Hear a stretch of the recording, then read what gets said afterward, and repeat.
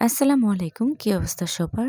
এখন অনেক বেশি শীত পড়ে গিয়েছে। আর যারা আমার মতো পশু-পাখি লাভার আছো, যারা পশু-পাখি পোষো, তাদের এখন অনেক সচেতন হতে হবে। যেমন আমার মতো। এই যে আমার এখানে বাজিঘর পাখিগুলো আছে। বাহিরে যেহেতু অনেক ঠান্ডা পড়েছে, তার জন্য আমি চেষ্টা করি এদেরকে ঢেকে রাখার জন্য। সন্ধ্যাবেলায় এদের খাবার-দাবার সবকিছু কমপ্লিট করে দিয়ে চেক করে আমি হচ্ছে এগুলোকে ঢেকে রাখি। তারপরে চলে আসি আমি আমার মুরগির খাঁচার এদিকে। তো এখানে আমার বেশ কিছু পাখি এবং মুরগি আছে। এখানে ফার্মি মুরগি, কোয়েল পাখি, দেশি মুরগি এবং কিছু ঘুঘু আছে যেটা বাচ্চা দিয়েছে।